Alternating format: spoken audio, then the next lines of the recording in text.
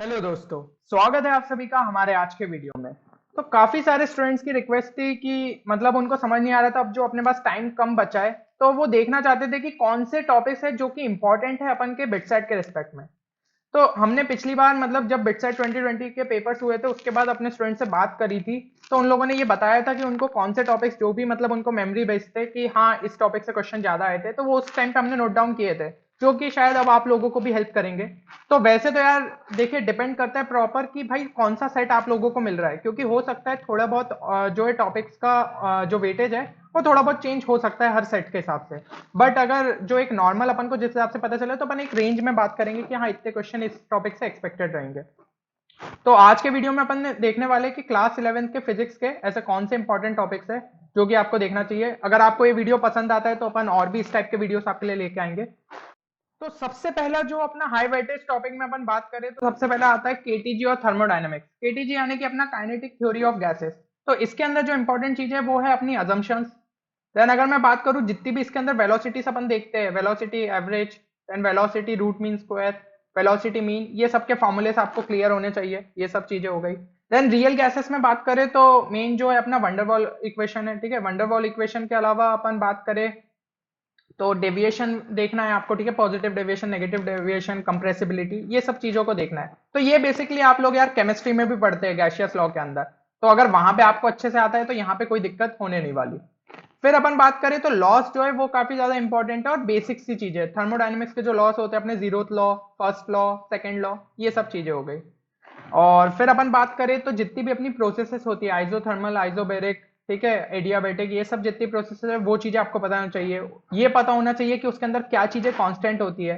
ठीक है, तो इससे रिलेटेड इस पे बेस्ड ग्राफ क्वेश्चंस काफी ज्यादा आते हैं कि इनमें से कौन सी मतलब क्या क्या प्रोसेसेस हो रही है, तो वो चीजें आपको क्लियर होनी चाहिए। ठीक है, इनके पीवी ग्राफ हो गए, वीटी ग्राफ, जैसे भी ग्राफ बनाने को बोले आपको बनाते आना चाहिए। तो ये चीजें हो गई। देन एंट्रोपी जो है वो आपके लिए इंपॉर्टेंट है। और अगर अपन बात करें तो कार्नोट साइकिल भी आपके लिए काफी ज्यादा इंपॉर्टेंट है। Heat engine, Carnot cycle, refrigeration, ठीक है, इनमें से कोई एक क्वेश्चन तो आ ही जाता है। तो इनके सारे जितने फॉर्मूले, ये चीजें आपको पता होनी चाहिए। तो यहाँ पे अगर आप इतनी चीजें करके चाह रहे, वैसे तो मैं बात करूंगा तो थर्मोडायनेमिक्स काफी ज्यादा इंपॉर्टेंट चैप्टर है, तो अगर हो सके तो उसे छोड़िए बिल्कुल भी नहीं। बाकी अगर आप देखना चाहते कि इंपॉर्टेंट सेक्शंस कौन से अभी जल्दी रिवाइज करना है तो ये सारे टॉपिक्स तो ध्यान से करिए। अब अपन बात करते हैं हीट ट्रांसफर की। तो हीट ट्रांसफर में बेसिकली जो सबसे इंपॉर्टेंट है वो है अपना हीट ट्रांसमिशन, जिसके अंदर अपन जो प्रोसेस पढ़ते हैं, कंडक्शन, कन्वेक्शन, रेडिएशन, ये सब चीजें इंपॉर्टेंट है। फिर स्पेसिफिकली बात करें अगर कंडक्शन की, तो उसमें अगर अपन देखें conduction of heat in a conducting rod, वो ज्यादा बहुत ज्यादा इंपॉर्टेंट हो जाता है। जब अपनी कंडक्टिंग रॉड्स जो रहती है वो सीरीज के अंदर रहती है, तब जो है वो चीजें बहुत इंपॉर्टेंट हो गई। देन सीरीज का बात हो गया, पैरेलल का केस हो गया। तो ये सारे क्वेश्चंस यार जेई मेंस में भी देखे गए और बिट साइट में भी काफी बार रिपीट होते हैं। तो ये वाला टॉपिक आपको बिल्कुल नहीं छोड़ना है। अब अगर बात करें तो ये नॉर्मल जो टर्मिनोलॉजी यूज होती है, एब्जॉर्बटेंस, ट्रांसमिटेंस, एमिसिविटी, ये चीजें आपको पता होनी चाहिए। R plus alpha plus T equal to one, ये चीजें जो है फॉर्मूलेस, ये बेसिक फॉर्मूलेस है, क्योंकि इसमें से कोई दे देंगे कि भाई एमिसिविटी इतनी है, ट्रांसमिटेंस इतना है, दूसरा निकाल, तो भाई कुछ रिलेशन अपन को इन सारी चीजें क्लियर रहनी चाहिए। देन किरचॉफ्स लॉ हो गया, वो काफी ज्यादा इंपॉर्टेंट है। न्यूटन्स लॉ ऑफ कूलिंग तो बहुत ही ज्यादा इंपॉर्टेंट है, ये चीज आपको पता होनी चाहिए। वेन्स डिस्प्लेसमेंट लॉ, तो ये जितने साइंटिस्ट के नाम पे बेस्ड लॉज रहते हैं ये एकदम यूनिक रहते हैं, तो इन पे क्वेश्चन पूछे ही जाते हैं, तो ये चीजें आपको पता होनी चाहिए। तो ये जो टॉपिक्स है ये आपके लिए हीट ट्रांसफर के लिए काफी ज्यादा इंपॉर्टेंट है। और अगर मैं बात करूं केटीजी और थर्मोडायनेमिक्स प्लस हीट ट्रांसफर, तो यहां से आप 3 से 4 क्वेश्चंस आराम से एक्सपेक्ट कर सकते हैं। तो जिस भी स्टूडेंट्स को यार इसमें फील आ जाता है फिजिक्स में, तो वो ये टॉपिक्स को तो बिल्कुल भी नहीं छोड़ता है। तो उम्मीद यही करूंगा कि आप लोग भी इन जो टॉपिक्स हैं इनको लाइट नहीं लेंगे। चलिए, तो अगर अगला हाई वेटेज टॉपिक अपन देखें तो वो है अपना एसएचएम एंड बेस। ठीक है, इसके अंदर आपको ग्राफिकल रिप्रेजेंटेशन अच्छे से क्लियर होना चाहिए। जो अपना डिस्प्लेसमेंट टाइम ग्राफ बनता है, देन वेलोसिटी टाइम ग्राफ बनता है, देन एक्सलेशन टाइम ग्राफ पता होता है, वो चीजें यार अपन को पता होनी चाहिए। जितने उनके बीच के रिलेशन है वो चीज अपन को पता होनी चाहिए। सिंपल पेंडुलम तो ऑब्वियसली बेसिक सी चीज है, वो आपको अच्छे से पता होना चाहिए। उसका टाइम पीरियड होता है T is equal to 2 pi root over L by g. तो इसमें जो ये जी रहता है ना, यहाँ पे फॉर्मूले में आप इसको एक्सलेशन इफेक्टिव भी लिख सकते हैं। ये चीज मेरे हिसाब से आप लोगों ने कोचिंग्स में पढ़ी होगी। तो एक्सलेशन इफेक्टिव यहाँ क्या होता है, अब आपको कुछ भी केस बदले कि भाई अगर पेंडुलम जो है अपना एक इंक्लाइंड वेज पे, मान लीजिए कि एक अपनी गाड़ी ट्रेवल कर रही है, उसके अंदर पेंडुलम लगा है, तो उसका ऑसिलेशन पूछ ले, तो यहाँ पे एक्सलेशन इफेक्टिव निकालना होगा, वो यहाँ पे वैल्यू पुट करनी होगी। या फिर हो सकता है कि आपका यू शेप ट्यूब है, उसमें जो है वाइब्रेशन हो रहा है, तो उसका टाइम पीरियड पूछ लिया, उसमें भी आपको ये फॉर्मूले यूज हो जाते हैं, तो ये चीजें पता होनी चाहिए। Then vibration of a loaded spring की बात करें तो उसमें springs in series and parallel ये वाले केस रहते हैं, ये आपको पता होना चाहिए। ठीक है, स्प्रिंग को अगर काट दिया तो फिर क्या चेंज होगा वो देख लीजिएगा। तो ये सब जो चीजें ये कॉमन चीजें और इससे रिलेटेड क्वेश्चंस दिखते ही है अपन को।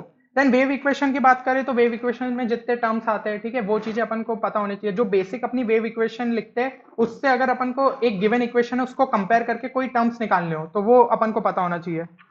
देन उसमें मतलब जो भी कॉमन टर्मिनोलॉजी यूज हो रही है, वेवलेंथ हो गई, टाइम पीरियड हो गया, फ्रीक्वेंसी निकालनी है या वेव वेलोसिटी निकालनी है, तो ये सब चीजें आप उसकी मदद से निकाल ही सकते हैं। इक्वेशन सिर्फ दो इक्वेशन को अपन को कंपेयर करना रहेगा। देन लैपलास करेक्शन जो है वो अपना एक नॉर्मल टॉपिक है, इतना इंपॉर्टेंट नहीं है।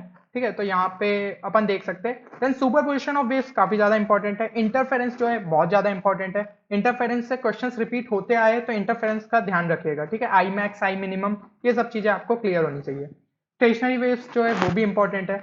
ऑर्गन पाइप्स वाले केस, ठीक है, ओपन एंड क्लोज्ड एंड ये वाले आपको अच्छे से करने हैं। डॉपलर इफेक्ट तो सुपर इंपॉर्टेंट है। इससे क्वेश्चन मतलब मान के चलिए अगर अपना फंसता है वेव से तो बहुत ज्यादा प्रोबेबिलिटी है कि डॉपलर इफेक्ट, पता नहीं मतलब फेवरेट ही है डॉपलर इफेक्ट। ठीक है, ज्यादातर सेट में देखा गया, तो पिछली बार भी जब हमने स्टूडेंट से बात की थी तो लगभग ज्यादातर स्टूडेंट्स ने कहा था डॉपलर इफेक्ट का क्वेश्चन आया था, तो इसको बिल्कुल मत छोड़ के जाइएगा। देन अगला जो है अपना अगला टॉपिक है एनएलएम, मोमेंटम और वर्क पावर एनर्जी। ठीक है, तो ये मैकेनिक्स का एक बेसिकली काफी अच्छा बड़ा पार्ट हो जाता है। तो न्यूटन्स लॉ ऑफ मोशन में obviously first second third law of motion आपको पता होने चाहिए, ये बेसिक है, अपन प्राइमरी क्लासेस से देखते आ रहे हैं। देन जो पुली मास सिस्टम के क्वेश्चन होते हैं ये एक फ्रीक्वेंट रहे हमेशा, तो ये आपको अच्छे से ध्यान रखना है। इससे रिलेटेड एक मैं ट्रिक भी आपको समझा चुका हूँ, तो वो आपके लिए काफी ज्यादा हेल्पफुल रहेगी। Then motion on an incline plane जो है वो भी इंपॉर्टेंट है। ठीक है, वेज वाले क्वेश्चन काफी पूछे जाते हैं, उसमें भाई पुली भी कर दिया और सब चीजें, तो वो उस हिसाब से, क्योंकि एनएलएम में वो किसी भी तरीके से आपके साथ खेल सकते हैं। तो मैकेनिक्स ऐसा सेक्शन है जिसमें आपको टॉपिक्स, अगर मैकेनिक्स बनता है तो फिर बनता है, नहीं बनता है तो फिर कोई भी मतलब क्वेश्चन आपको तकलीफ दे सकता है।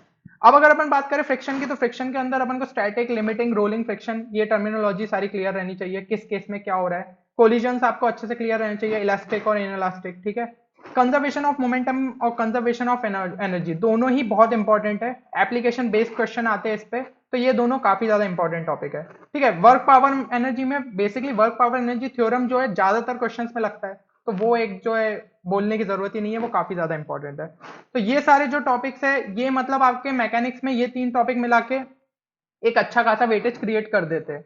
और बिट सेट के हिसाब से भी देखा जाए तो ये इंपॉर्टेंट है, लगभग आप चार एक क्वेश्चन तो इससे मान ही सकते हैं। तो चार क्वेश्चन आप इन सारे टॉपिक्स को अगर अच्छे से करके जाते तो कर सकते हैं। बाकी इनको छोड़ के जितने अपने चैप्टर्स हो गए तो उनसे भी क्वेश्चंस ऑब्वियसली आते ही है, बट इतना जो मैं बोल रहा हूँ इसका वेटेज आपका अच्छा खासा है। तो इतने जितने आपने सेक्शन कर लिए और जितने टॉपिक्स मैंने बताए वो कर लिए, तो आपकी थोड़ी प्रोबेबिलिटी बढ़ जाएगी कि हाँ इनसे रिलेटेड कोई क्वेश्चन आता है तो आप उन्हें इजीली अटेम्प्ट कर पाए। बाकी अगर आपके पास टाइम है तो सारी चीजों को अच्छे से रिवाइज करिए, क्योंकि उम्मीद करता हूँ आप में से बहुत सारे स्टूडेंट्स अपना सिलेबस निपटा के बैठे होंगे, अभी तो मॉक टेस्ट चल रहे होंगे। बाकी जिन लोगों को यार अभी थोड़ी तकलीफ है तो वो एक काम कर सकते हैं, इन सारे टॉपिक्स पे पहले ध्यान दे ले और टाइम बचेगा तो फिर बाकी सेक्शंस पे मूव करे। चलिए, तो होपफुली आपको इस वीडियो में मजा आया होगा। ठीक है, हम लोग आपके लिए जो है अगला भी पार्ट लेके आएंगे जिसके अंदर क्लास 12 के टॉपिक्स अपन डिस्कस करेंगे जो कि फिजिक्स के लिए इंपॉर्टेंट है। तो हम लोग यार अपनी तरफ से पूरे एफर्ट्स डाल रहे हैं, बाकी आप लोगों को भी अपनी तरफ से एफर्ट्स डालने होंगे ताकि मिलके अपन बिटसेट क्रैक करें। ठीक है, तो फिर मिलते हैं अगले किसी वीडियो में नई एक स्ट्रेटेजी, कॉन्सेप्ट या ट्रिक के साथ। तब तक आप लोग अपना ख्याल रखिए और पेपर को फोड़ के आते रहिए। Thank you everyone.